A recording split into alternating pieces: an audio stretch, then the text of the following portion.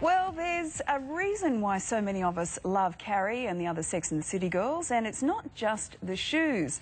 Millions of women know just what it feels like to look around at the men on offer and think, no thanks. Right. Well, for the first time in 85 years, more women are single than married. Add the two up, and what do you get? But are women today just being too picky is a question that Lisa and I have been posing. Ben Smithhurst, editor of FHM, and dating expert Trudy Gilbert join us now. Good morning to the both of you. Trudy, let's start with you. Are they too picky?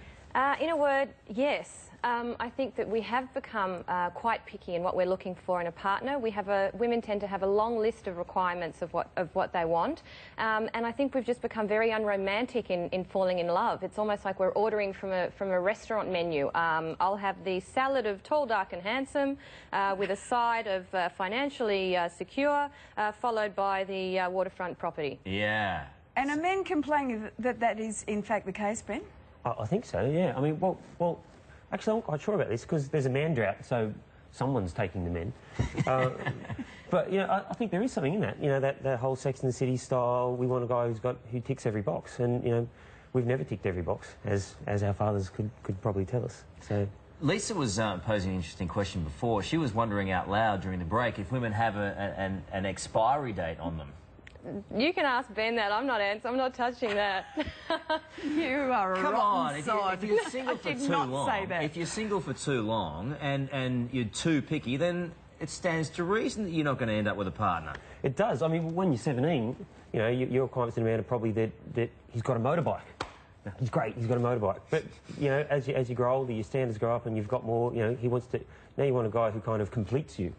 And if you're 45, it's kind of hard to find a guy who completes every tick of the clock. Well, that's absolutely right. I mean, I think there's a dirty word in relationships which starts with C, which people are afraid of, which is compromise. So today, we're not willing to kind of, you know, be a bit negotiable in what we're after. We're pretty hard and fast. So what Ben's saying is right, that if you've been single for a lengthy period of time, you're a lot less flexible in what you're after, because you've kind of, let's say, you know, gone down the path of, well, I'm going to wait, I'm going to hold out for Mr. Right, so, you know, I'm happy with that. But Ben, do men these days find women too much hard work? Women are hard work. High maintenance. Yeah, but are we getting worse? I think we've always been hard work. We know that. But are we getting worse? I think there, you know, that whole, as you were saying, the Sex and the City thing, where, you know, that show started out as kind of for career women who kind of had it all, and they're looking for guys who got the sort of, they've got, you know, they're handsome, they're tall, they're good looking, they're financially secure.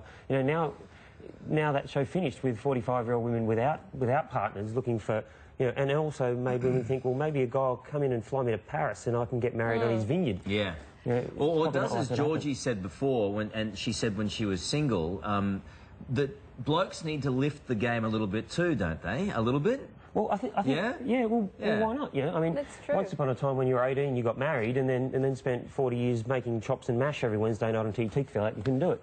So there's Come on, you've got to be yourself. Look, I think this is all rubbish. As a bloke, you've got to be yourself, and if the girl doesn't like it, then move on. Well, right? And that's easy for men to do. Huh? Lisa? Well, you fell in love with Fitzy not because of the things that you loved about him, but because of the things that irritated you. But I think that's...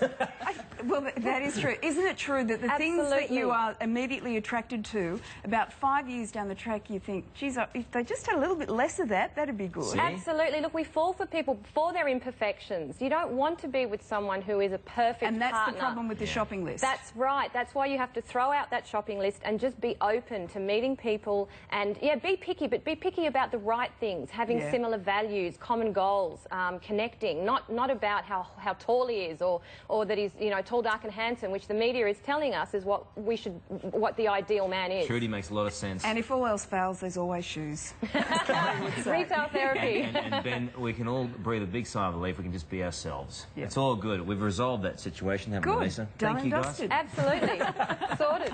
Thanks, guys.